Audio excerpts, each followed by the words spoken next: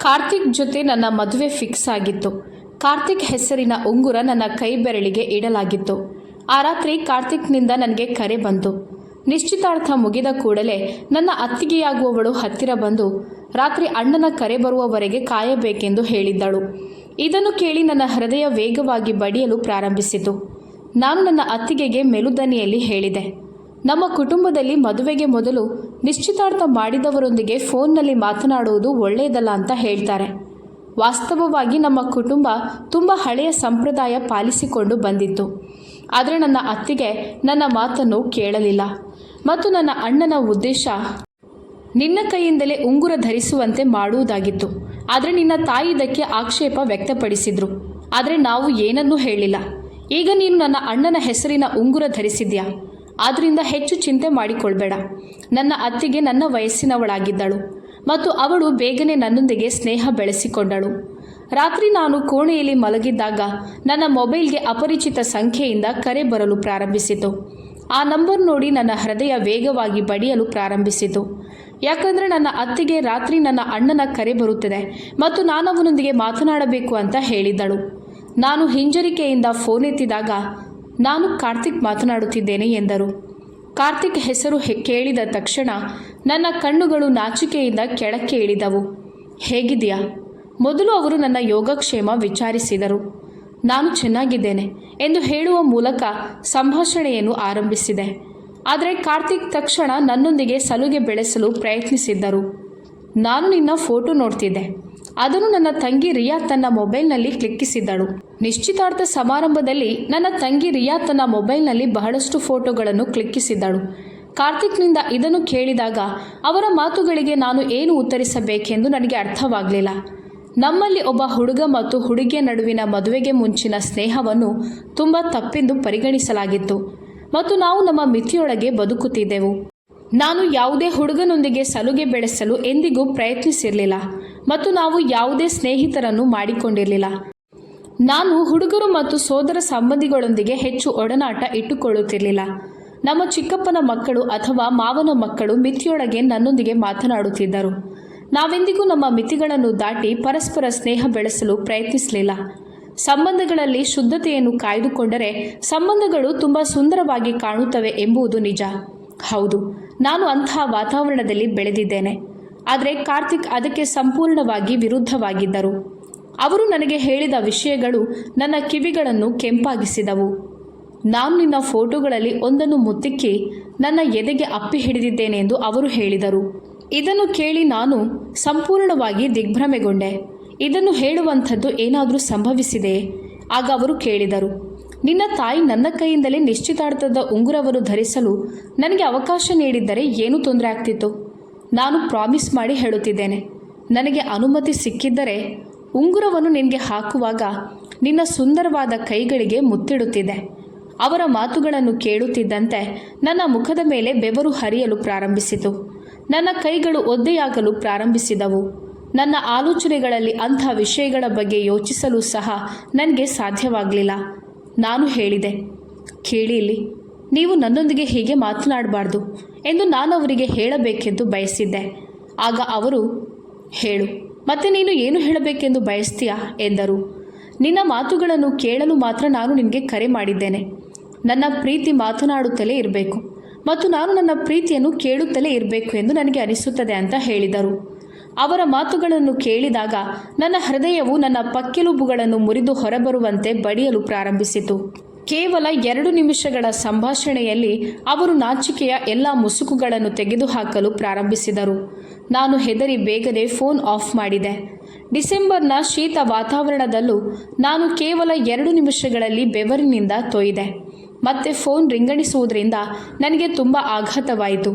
ಆದರೆ ಈ ಬಾರಿ ನಾನು ಫೋನ್ ಎತ್ತಲಿಲ್ಲ. ಬದಲಿಗೆ ನಾನು ನಿದ್ರೆ ಬರುತ್ತಿದೆ ಎಂದು ಒಂದು ಸಂದೇಶವನ್ನು ಕಳುಹಿಸಿದೆ. ನಾನು ನಿಮ್ಮೊಂದಿಗೆ ಇನ್ನೊಂದಿಷ್ಟು ಮಾತನಾಡುತ್ತೇನೆ. ನಾನು ಸಂದೇಶ ಕಳುಹಿಸಿದ ತಕ್ಷಣ ನನಗೆ ಉತ್ತರ ಬಂದಿತು. ನನ್ನ ನಿದ್ರೆಯನ್ನು ಕೆಡವಿ ನೀನು ಹೇಗೆ ಮಲಗ್ತೀಯಾ? ಇಂದು ರಾತ್ರಿ ನಾನು ನಿನ್ನನ್ನು ಮಲಗಲು ಬಿಡೋದಿಲ್ಲ. ಅವರ ಮಾತುಗಳನ್ನು ಕೇಳಿ ನನಗೆ ಏನು ಮಾಡಬೇಕೆಂದು ಅರ್ಥವಾಗಲಿಲ್ಲ. ಇಲ್ಲಿಯವರೆಗೆ ನನ್ನ ಕುಟುಂಬ ಸದಸ್ಯರಿಗೆ ನಾನು ಕಾರ್ತಿಕ್ ಜೊತೆ ಮಾತನಾಡುತ್ತಿದ್ದೇನೆ ಎಂದು ತಿಳಿದಿರಲಿಲ್ಲ. ನಾನು ನನ್ನ ಫೋನನ್ನು ಆಫ್ ಮಾಡಿದೆ. ನಿಶ್ಚಿತಾರ್ಥದ ನಂತರ ನಿಶ್ಚಿತಾರ್ಥ ಮಾಡಿಕೊಂಡವರು ಹೀಗೆ ಮಾತನಾಡುತ್ತಾರೆ ಎಂದು ನನಗೆ ತಿಳಿದಿರಲಿಲ್ಲ. ಅವರು ನನ್ನ ಯೋಗಕ್ಷೇಮ ಕೇಳುತ್ತಾರೆ ಅಂತ ನಾನಂದುಕೊಂಡಿದ್ದೆ. ಆದರೆ ಕಾರ್ತಿಕ್ ಮೊದಲ ಕರೆಯಲ್ಲೇ ನನ್ನ ಮನಸ್ಸನ್ನು ಬೆಚ್ಚಿ ಬೀಳಿಸಿದ್ದರು. ಹಾಗಾಗಿ ನನಗೆ ಇಡೀ ರಾತ್ರಿ ನಿದ್ದೆ ಬರಲಿಲ್ಲ. ಅವರ ಮಾತುಗಳು ಎಷ್ಟರ ಮಟ್ಟಿಗೆ ಇದ್ದವೆಂದರೆ 6 ತಿಂಗಳ ನಂತರ ನಮ್ಮ ಮದುವೆ ನಿಶ್ಚಯವಾಯಿತು ಮತ್ತು ಈ 6 ತಿಂಗಳಲ್ಲಿ ಕಾರ್ತಿಕ್ನಿಂದ ಅಂತಹ ಮಾತುಗಳನ್ನು ಕೇಳಲು ನಾನು ಬಯಸಲಿಲ್ಲ. ಯಾಕಂದರೆ ನನ್ನ ಮನೆಯ ಮಹಿಳೆಯರು ಮದುವೆಗೆ ಮೊದಲು ನಿಶ್ಚಿತಾರ್ಥ ಮಾಡಿಕೊಂಡವರು ಪರಸ್ಪರ ಮಾತನಾಡಲು ಪ್ರಾರಂಭಿಸಿದರೆ ಸಂಬಂಧದ ಮೋಡಿ ಕೊನೆಗೊಳ್ಳುತ್ತದೆ ಅಂತ ಹೇಳಿದ್ದರು. ನಿಶ್ಚಿತಾರ್ಥ ಮಾಡಿಕೊಂಡವರು ಮದುವೆಗೆ ಮೊದಲು ಭೇಟಿಯಾಗಲು ಪ್ರಾರಂಭಿಸಿದರೆ ಈ ಸಂಬಂಧಗಳು ಮಿತಿಯನ್ನು ಮೀರುತ್ತವೆ ಮತ್ತು ಅವರು ಮದುವೆಗೆ ಮೊದಲು ದೈಹಿಕ ಸಂಬಂಧಗಳನ್ನು ಸಹ ಹೊಂದಿರ್ತಾರೆ ಮತ್ತು ಅಂತಹ ಸಂಬಂಧಗಳು ಹೆಚ್ಚು ಬಾಳಿಕೆ ಬರುವುದಿಲ್ಲ. ಮದುವೆಗೆ ಮೊದಲು ಈ ಸಂಬಂಧಗಳು ಮುರಿದು ಬೀಳುತ್ತವೆ. ಮದುವೆಗೆ ಮೊದಲು ಕಾರ್ತಿಕ್ ಜೊತೆ ಮಾತನಾಡಲು ಮತ್ತು ಅವರೊಂದಿಗಿನ ನನ್ನ ಸಂವಹನವನ್ನು ಹೆಚ್ಚಿಸಲು ನಾನು ಬಯಸಲಿಲ್ಲ. ಈಗ ಅವರು ಫೋನ್ನಲ್ಲಿ ಮಾತ್ರ ಮಾತನಾಡುತ್ತಿದ್ದಾರೆ. ನಾಳೆ ಅವರು ನನ್ನನ್ನು ಭೇಟಿಯಾಗಲು ಕೇಳುತ್ತಾರೆ ಮತ್ತು ಒಬ್ಬ ಹುಡುಗ ಮತ್ತು ಹುಡುಗಿ ಪರಸ್ಪರ ಭೇಟಿಯಾದಾಗ ಮತ್ತು ಅವರ ಸಂಬಂಧವು ನಿಶ್ಚಿತಾರ್ಥವಾದಾಗ ಆಗಬಾರದ ಎಲ್ಲವೂ ನಡೆಯುತ್ತದೆ. ನಾನು ಸುಮ್ಮನೆ ಕುಳಿತು ಕಾರ್ತಿಕ್ ನನಗೆ ಇನ್ನೂ ಸಂಪೂರ್ಣವಾಗಿ ಅಪರಿಚಿತ ಎಂದು ಯೋಚಿಸುತ್ತಿದ್ದೆ. ನಮ್ಮ ನಿಶ್ಚಿತಾರ್ಥ ಇತ್ತೀಚೆಗಷ್ಟೇ ನಡೆದಿದೆ, ಅಂದರೆ ಕೇವಲ 1 ದಿನ ಆಗಿದ್ದಷ್ಟೇ.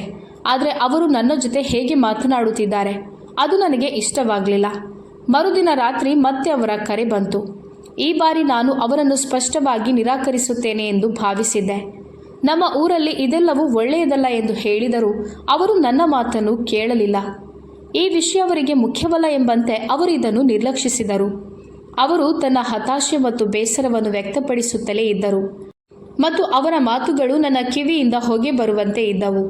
ಒಮ್ಮೆ ನಾನು ಕಾರ್ತಿಕ್ಗೆ ನನ್ನ ಜೊತೆ ಹೀಗೆ ಮಾತನಾಡಬೇಡಿ ಅಂತ ಹೇಳಿದೆ. ನನಗೆ ಅದು ಇಷ್ಟ ಆಗಲ್ಲ. ಅವರು, ನಿನಗೆ ಏನನಿಸುತ್ತೆ? ನಿಶ್ಚಿತಾರ್ಥ ಮಾಡಿಕೊಂಡವರು ಪರಸ್ಪರ ಏನು ಮಾತನಾಡ್ತಾರೆ?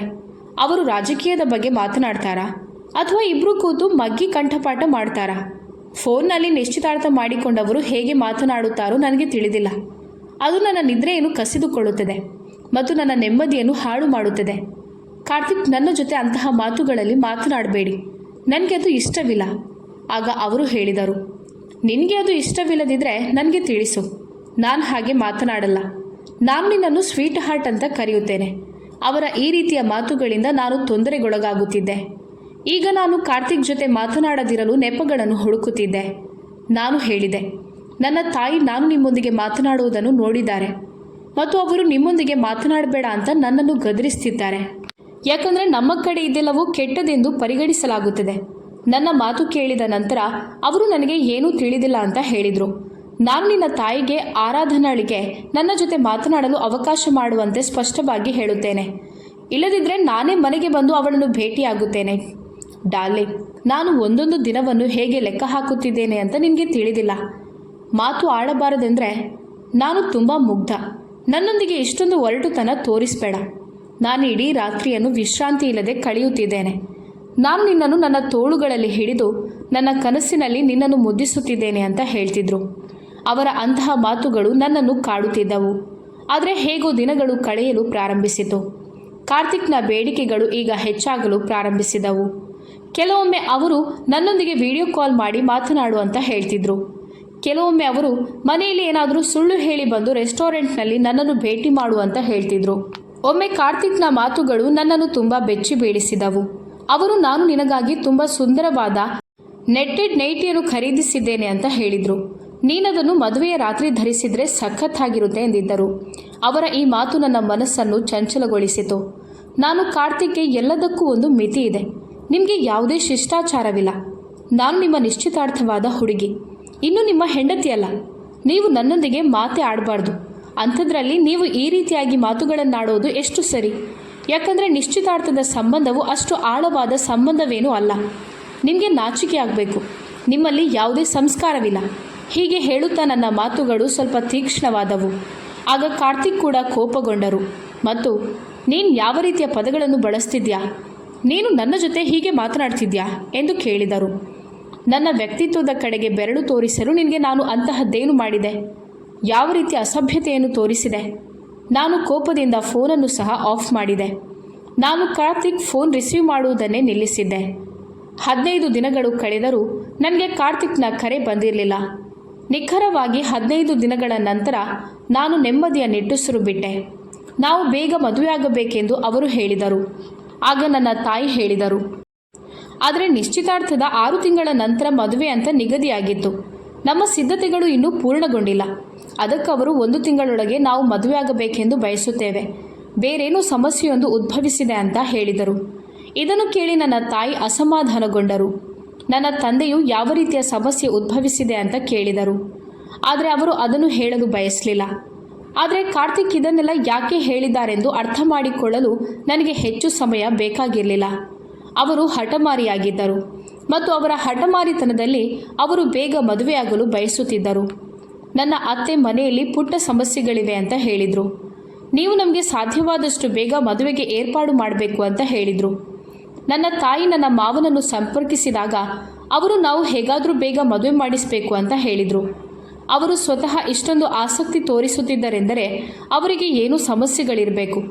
ಆದ್ದರಿಂದ ಸಾಧ್ಯವಾದಷ್ಟು ಬೇಗ ಮದುವೆ ನಡೆಸುವುದಾಗಿ ನನ್ನ ತಂದೆಯು ಇದಕ್ಕೆ ಒಪ್ಪಿದರು. ಅದಾದ ನಂತರ ನನಗೆ ಕಾರ್ತಿಕ್ ಕರೆ ಮಾಡಲಿಲ್ಲ. 1 ತಿಂಗಳು ಬಹಳ ಬೇಗನೆ ಕಳೆದು ಹೋಯಿತು ಮತ್ತು ನನ್ನ ಮದುವೆಯ ದಿನ ಬಂದಿತು. ಆದರೆ ನನ್ನನ್ನು ಕಾರ್ತಿಕ್ ಜೊತೆ ಮಂಟಪದಲ್ಲಿ ಕುಳಿತುಕೊಳ್ಳಲು ಒತ್ತಾಯಿಸಿದಾಗ ಕಾರ್ತಿಕ್ ತುಂಬ ಕೆಟ್ಟ ಮನಸ್ಥಿತಿಯಲ್ಲಿರುವುದನ್ನು ನಾನು ನೋಡಿದೆ. ಅವರಿಗೆ ಏನಾಯಿತು ಅಂತ ನನಗೆ ಅರ್ಥವಾಗಲಿಲ್ಲ. ನಾನು ಬೀಳ್ಕೊಟ್ಟು ನನ್ನ ಅತ್ತೆಯ ಮನೆಗೆ ತಲುಪಿದ ತಕ್ಷಣ ನನ್ನನ್ನು ಕಾರ್ತಿಕ್ನ ಕೋಣೆಯಲ್ಲಿ ಕೂರಿಸಿದರು. ನನ್ನ ಹೃದಯ ತುಂಬ ಜೋರಾಗಿ ಬಡಿಯುತ್ತಿತ್ತು. ಕಾರ್ತಿಕ್ ಮೊದಲು ಫೋನ್ನಲ್ಲಿ ನನ್ನೊಂದಿಗೆ ಮಾತನಾಡುತ್ತಿದ್ದಾಗ ಉಂಟಾಗಿದ್ದ ಅಸಹನೆ ಸ್ಪಷ್ಟವಾಗಿ ಇಂದು ಅದೇ ಅಸಹನೆ ಉತ್ತುಂಗದಲ್ಲಿದ್ದಂತೆ ಇತ್ತು. ಅವರು ಕೋಣೆಗೆ ಪ್ರವೇಶಿಸಿದ ತಕ್ಷಣ ಅವರು ಬಾಗಿಲು ಮುಚ್ಚಿ ಲಾಕ್ ಮಾಡಿದರು ಮತ್ತು ಯಾರೂ ನನ್ನ ಹೃದಯವನ್ನು ತನ್ನ ಮುಷ್ಟಿಯಲ್ಲಿ ಹಿಡಿದಂತೆ ಭಾಸವಾಯಿತು. ಆದರೆ ಅವರು ನನ್ನ ಬಳಿಗೆ ಬರಲಿಲ್ಲ. ಇವತ್ತಿನ ಎಲ್ಲ ತಯಾರಿಗಳನ್ನು ನಾನು ಅವರಿಗಾಗಿಯೇ ಮಾಡಿದ್ದೆ. ಆದರೆ ಅವರು ನೇರವಾಗಿ ಕಬೋರ್ಡ್ಗೆ ಹೋಗಿ ತನ್ನ ಬಟ್ಟೆಗಳನ್ನು ತೆಗೆದು ವಾಶ್ರೂಮ್ಗೆ ಹೋದರು ಮತ್ತು ಅವರು ಹಿಂದಿರುಗಿದಾಗ ಅವರು ಸರಳವಾದ ಬಟ್ಟೆಯಲ್ಲಿದ್ದರು. ನಂತರ ಅವರು ನನ್ನತ್ತ ನೋಡಲಿಲ್ಲ. ಅವರು ಕೋಣೆಗೆ ಹೊಂದಿಕೊಂಡಿರುವ ಬಾಲ್ಕನಿಗೆ ಹೋದರು. ನಂತರ ಕೋಣೆಗೆ ಬರಲಿಲ್ಲ. ನಾನು ಅವರಿಗಾಗಿ 2 ಗಂಟೆಗಳ ಕಾಲ ನಿರಂತರವಾಗಿ ಕಾಯುತ್ತಿದ್ದೆ. ಆದರೆ ನಾನು ಈಗಾಗಲೇ ದಣಿದಿದ್ದೆ.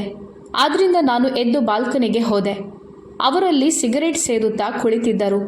ಅವರ ಮುಖದಲ್ಲಿ ತುಂಬ ಕೋಪದ ಭಾವವಿತ್ತು. ನಾನು, ಕಾರ್ತಿಕ್, ನೀವಿಲ್ಲಿ ಏನು ಮಾಡ್ತಿದ್ದೀರಾ ಎಂದು ಕೇಳಿದೆ. ಅವರು ನನ್ನತ್ತ ಹಿಂತಿರುಗಿಯೂ ನೋಡಲಿಲ್ಲ ಮತ್ತು ನಿನಗೆ ಇದಕ್ಕೂ ಏನು ಸಂಬಂಧ ಇದೆ ಅಂತ ಕೇಳಿದರು. ಅವರ ಸ್ವರವು ತುಂಬ ಒರಟಾಗಿತ್ತು. ನಾನು ಈಗಾಗಲೇ ಕಾದು ಕುಳಿತು ಸುಸ್ತಾಗಿ ಬಿಟ್ಟೆ ಅಂತ ಹೇಳಿದೆ. ನನ್ನ ಮಾತು ಕೇಳಿದ ನಂತರ ಅವರು ಕೇಳಿದರು, ನಿನ್ನ ಹತ್ತಿರ ನಾನು ಯಾವಾಗ ಕುಳಿತುಕೊಳ್ಳಲು ಹೇಳಿದೆ? ಹೇ ಹುಡುಗಿ, ಹೋಗಿ ನಿನ್ನ ಬಟ್ಟೆ ಬದಲಾಯಿಸಿಕೊಂಡು ಮಲಗಿಬಿಡು. ಇದನ್ನು ಕೇಳಿದ ನಂತರ ನನ್ನ ಮನಸ್ಸು ಸಂಪೂರ್ಣವಾಗಿ ಗೊಂದಲಕ್ಕೊಳಗಾಯಿತು. ನನಗೂ ಕೋಪ ಬರ್ತಿತ್ತು. ಈಗ ನಾನು ನಾಚಿಕೆ ಪಡುತ್ತಿಲ್ಲ. ನಾನು ನಿಮಗಾಗಿ ಸಿದ್ಧಳಾಗಿದ್ದೇನೆ. ಈಗ ನಾನು ನಿಮ್ಮ ಹೆಂಡತಿ. ಇಂದು ನಮ್ಮ ಮೊದಲ ರಾತ್ರಿ ಎಂದು ಹೇಳಬೇಕೆಂದು ಅಂದುಕೊಂಡೆ. ಮದುವೆಗೆ ಮೊದಲು ಅವರು ತುಂಬ ಉತ್ಸಾಹ ತೋರಿಸುತ್ತಿದ್ದರು. ಆದರೆ ಇಂದು ಅವರು ನನ್ನನ್ನು ಹೊಗಳುತ್ತಾರೆ ಮತ್ತು ಅವರ ಪ್ರೀತಿಯನ್ನು ವ್ಯಕ್ತಪಡಿಸುತ್ತಾರೆ ಅಂತ ನಾನು ಭಾವಿಸಿದ್ದೆ. ನಾನು ಕೋಣೆಗೆ ಹಿಂತಿರುಗಿ ನನ್ನ ಸರಳ ಉಡುಪನ್ನು ಕಪಾಟಿನಿಂದ ತೆಗೆದು ಬದಲಾಯಿಸಿಕೊಂಡು ಮಲಗಿದೆ. ಆದರೆ ನನಗೆ ನಿದ್ರೆ ಬರಲಿಲ್ಲ. 1 ಗಂಟೆಯ ನಂತರ ಕಾರ್ತಿಕ್ ಹಿಂತಿರುಗಿ ಬಂದು ನನ್ನ ಪಕ್ಕದಲ್ಲಿ ಮಲಗಿದರು. ಅವರು ದೀಪವನ್ನು ಆಫ್ ಮಾಡಿದರು. ನನ್ನನ್ನು ಅವರ ಕಡೆಗೆ ಎಳೆದುಕೊಂಡು ತನ್ನ ತೋಳುಗಳಲ್ಲಿ ತೆಗೆದುಕೊಂಡರು. ಆದರೆ ನನ್ನೊಂದಿಗೆ ಒಂದೇ ಒಂದು ಮಾತನ್ನು ಹೇಳಲಿಲ್ಲ. ಅವರು ಗಂಡ, ಅವರಿಗೆ ಎಲ್ಲ ಹಕ್ಕನ್ನು ಕೊಡಲಾಗಿದೆ. ಆದರೆ ನನಗೆ ಒಂದೇ ಒಂದು ಮಾತನ್ನು ಹೇಳದೆ ಅವರು ಹೀಗೆ ಯಾಕೆ ಮಾಡುತ್ತಿದ್ದಾರೆಂದು ನನಗೆ ಅರ್ಥವಾಗಲಿಲ್ಲ. ಬೆಳಗ್ಗೆ ನಾನು ಬೇಗನೆ ಎದ್ದೆ, ಸ್ನಾನ ಮಾಡಿದೆ, ಸುಂದರವಾದ ಸೀರೆಯನ್ನು ಉಟ್ಟು ಮೇಕಪ್ನೊಂದಿಗೆ ಸಿದ್ಧಳಾದೆ. ಈಗ ಅವರು ಖಂಡಿತವಾಗಿಯೂ ನನ್ನನ್ನು ಹೊಗಳುತ್ತಾರೆ ಎಂದು ನಾನು ಭಾವಿಸಿದೆ. ಆದರೆ ಕಾರ್ತಿಕ್ ಎದ್ದ ತಕ್ಷಣ ಸ್ನಾನ ಮಾಡಲು ಹೋದರು. ಸಿದ್ಧವಾದ ನಂತರ ಅವರು ನೇರವಾಗಿ ಕೋಣೆಯಿಂದ ಹೊರಗೆ ಹೋದರು. ಇದುವರೆಗೂ ಅವರು ನನ್ನೊಂದಿಗೆ ಮಾತನಾಡಲೇ ಇಲ್ಲ. ಮಾತನಾಡೋದನ್ನು ಬಿಡಿ, ಅವರು ನನ್ನ ಕಡೆಗೆ ನೋಡಲೂ ಇಲ್ಲ. ನಾನು ಕೋಣೆಯಿಂದ ಹೊರಗೆ ಬಂದಾಗ ನನ್ನ ಅತ್ತೆ ಮತ್ತು ಅತ್ತಿಗೆ ಉಪಹಾರವನ್ನು ಮೇಜಿನ ಮೇಲೆ ಇಡುತ್ತಿದ್ದರು. ನನ್ನ ಅತ್ತೆ ನನ್ನನ್ನು ನೋಡಿ ನನ್ನ ಬಳಿಗೆ ಬಂದು ನನ್ನನ್ನು ಆಶೀರ್ವಾದಿಸಲು ಪ್ರಾರಂಭಿಸಿದರು. ನನ್ನ ಅತ್ತಿಗೆ ನನ್ನ ಕಿವಿಯಲ್ಲಿ ಪಿಸುಗುಟ್ಟಿದಳು. ನೀನು ತುಂಬ ಸುಂದರವಾಗಿ ಕಾಣುತ್ತಿದ್ಯಾ. ನಾನು ಹೃತ್ಪೂರ್ವಕವಾಗಿ ಮುಗುಳ್ನಕ್ಕು ಧನ್ಯವಾದಗಳು ಅಂತ ಹೇಳಿ ವಿಷಯವನ್ನು ತಪ್ಪಿಸಿದೆ. ನಾನು ಯಾರ ಬಾಯಿಂದ ಹೊಗಳಿಕೆ ಕೇಳಬೇಕೆಂದು ಬಯಸಿದ್ದೆನೋ ಆ ವ್ಯಕ್ತಿ ಒಂದೇ ಒಂದು ಮಾತನ್ನು ಹೇಳಲಿಲ್ಲ. ಅವರು ನಗುತ್ತಾ ಎಲ್ಲರೊಂದಿಗೂ ಮಾತನಾಡುತ್ತಿದ್ದರು. ನಾನು ಅವರ ಪಕ್ಕದಲ್ಲಿ ಕುಳಿತಿದ್ದೆ.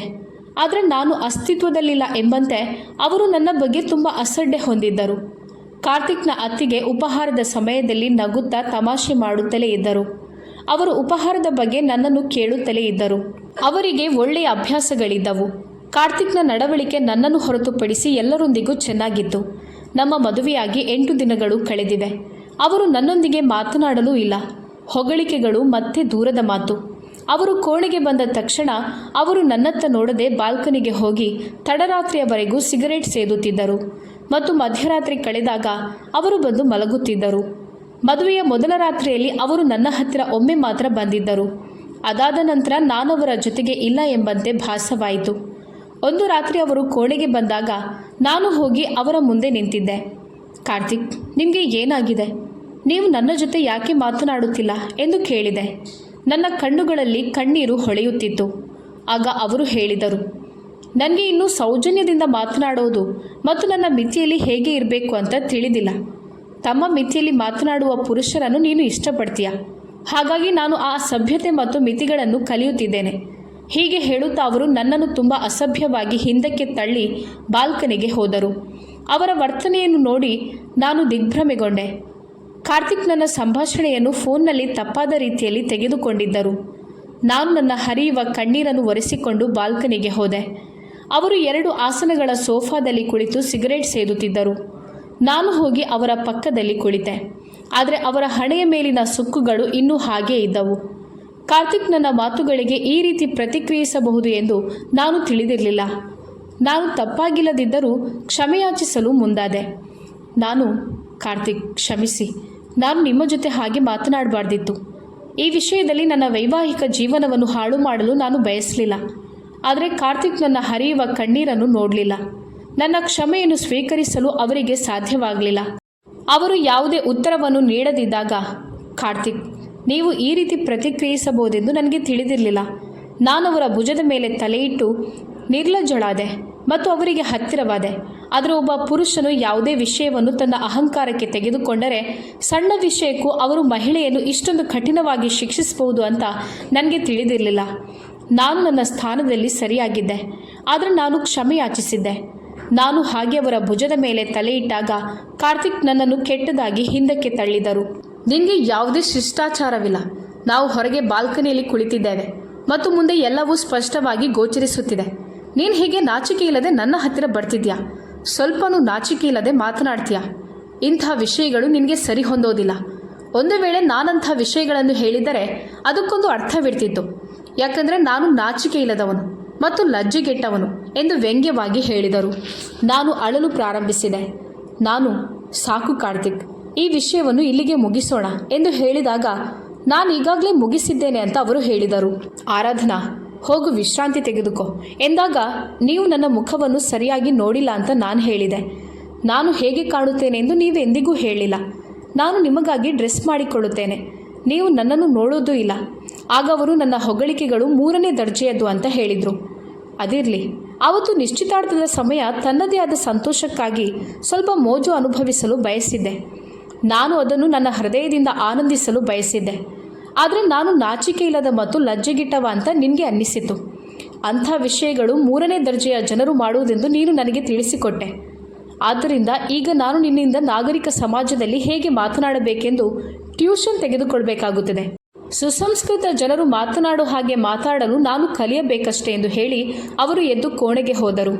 ನಾನು ದಿಗ್ಭ್ರಮೆಗೊಂಡು ಅವರನ್ನು ನೋಡಲು ಪ್ರಾರಂಭಿಸಿದೆ. ಇದರಲ್ಲಿ ನನ್ನ ತಪ್ಪೇನು ಎಂದು ಯೋಚಿಸಲು ಪ್ರಾರಂಭಿಸಿದೆ. ನನ್ನದು ತಪ್ಪ ಅಥವಾ ಕಾರ್ತಿಕ್ನದ್ದು ತಪ್ಪ ಎಂದು ಯೋಚಿಸಲು ಪ್ರಾರಂಭಿಸಿದೆ. ಆದರೆ ಅದು ಏನೇ ಇರಲಿ, ಕಾರ್ತಿಕ್ನ ಉದಾಸೀನತೆಯನ್ನು ನಾನು ಸಹಿಸಲು ಸಾಧ್ಯವಾಗಲಿಲ್ಲ. ಮಾತುಕತೆಯ ಸಮಯದಲ್ಲಿ ನನ್ನ ಅತ್ತಿಗೆ ಮದುವೆಗೆ ಮೊದಲು ಅವರ ಅಣ್ಣನ ಜೊತೆ ಮಾತನಾಡುತ್ತಿದ್ದರು ಎಂದು ನನಗೆ ತಿಳಿಯಿತು. ಇಬ್ಬರು ನಿಶ್ಚಿತಾರ್ಥದ ಸಮಯದಲ್ಲಿ ಅನೇಕ ಬಾರಿ ರೆಸ್ಟೋರೆಂಟ್ನಲ್ಲಿ ಊಟ ಮಾಡಿದ್ದರು. ಅವರು ಭೇಟಿಯಾಗುತ್ತಿದ್ದರು. ಆಗಾಗ್ಗೆ ನನ್ನ ಅತ್ತಿಗೆ ಮತ್ತು ಅಣ್ಣ ಈ ವಿಷಯಗಳನ್ನು ನೆನಪಿಸಿಕೊಳ್ಳುತ್ತಾ ಒಬ್ಬರನ್ನೊಬ್ಬರು ಕೆಣಕುತ್ತಿದ್ದರು. ನನ್ನ ಅತ್ತಿಗೆ ಹೇಳುವುದಿದೆ.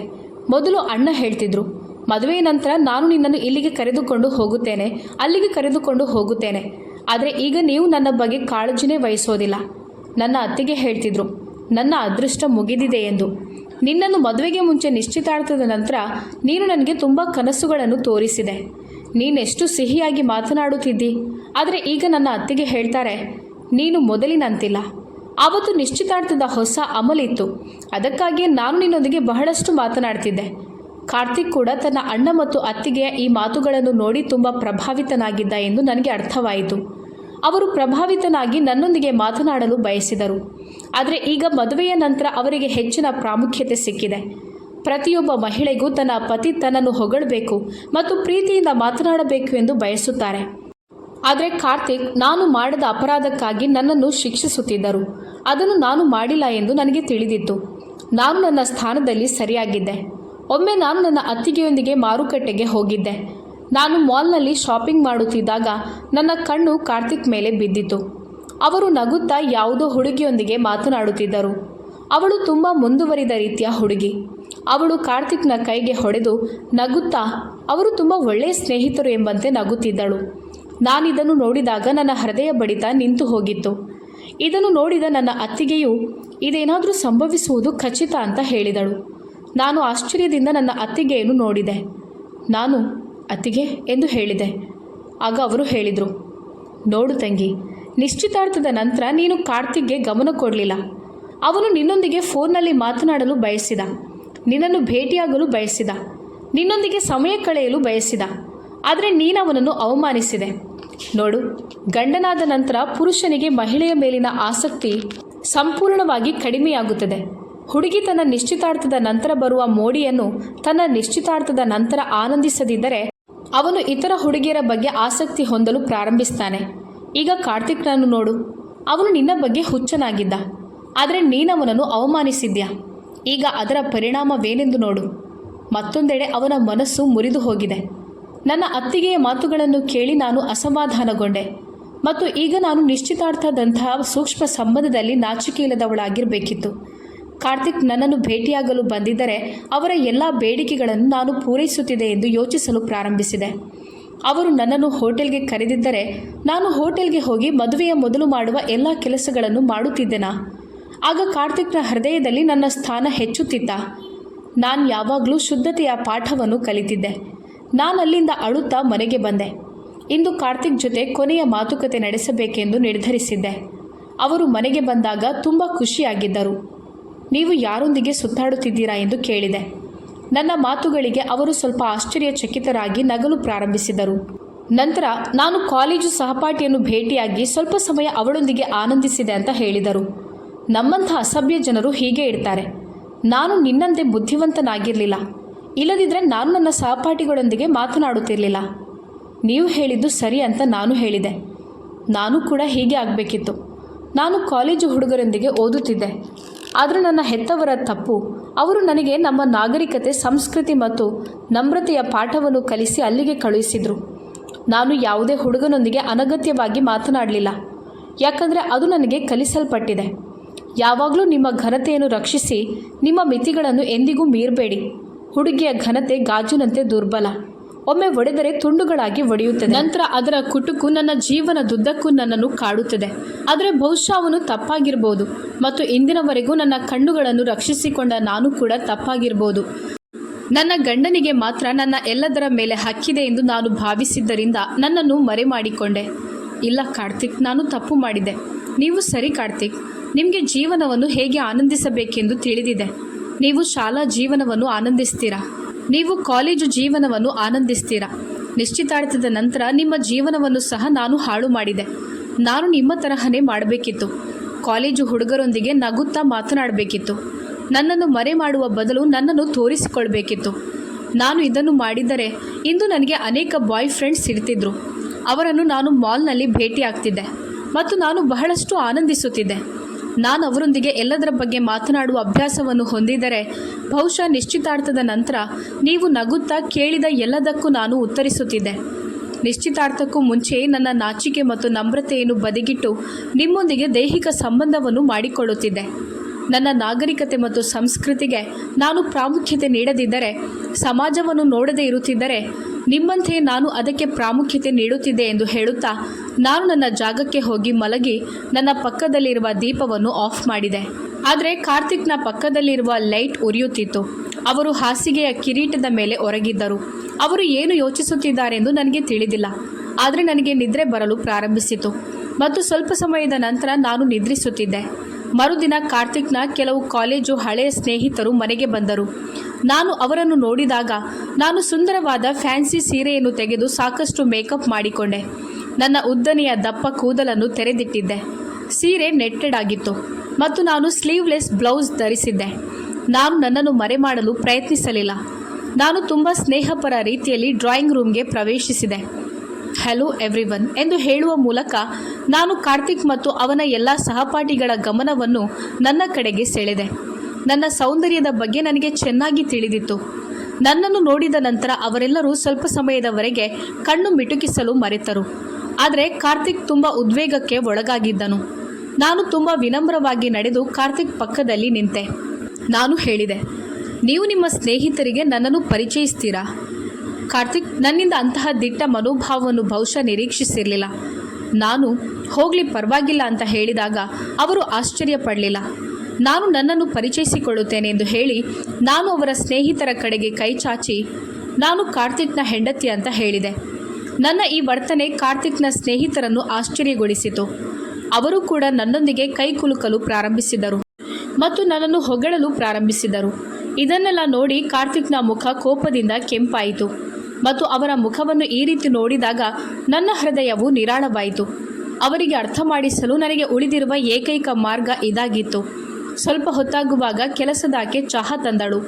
ನಾನು ನನ್ನ ಕೈಯಿಂದಲೇ ಎಲ್ಲರಿಗೂ ಚಹಾ ನೀಡಿದೆ. ನಾನು ಅವರ ಜೊತೆ ನಗುತ್ತಾ ಮಾತನಾಡುತ್ತಿದ್ದೆ. ಕಾರ್ತಿಕ್ ಮೌನವಾಗಿದ್ದರು ಮತ್ತು ವಿಚಿತ್ರ ನೋಟದಿಂದ ನನ್ನನ್ನು ನೋಡುತ್ತಿದ್ದರು. ಸ್ವಲ್ಪ ಹೊತ್ತಿನಲ್ಲೇ ಅವರ ಸ್ನೇಹಿತರು ನನ್ನನ್ನು ಹೊಗಳಲು ಶುರು ಮಾಡಿದರು. ಅವರು ಡ್ರಾಯಿಂಗ್ ರೂಮಿನಿಂದ ಹೊರಬಂದ ತಕ್ಷಣ ಕಾರ್ತಿಕ್ ನನ್ನ ಕೈಯನ್ನು ಬಲವಂತವಾಗಿ ಹಿಡಿದು ನನ್ನನ್ನು ಕೋಣೆಯೊಳಗೆ ಎಳೆದುಕೊಂಡು ಹೋದರು.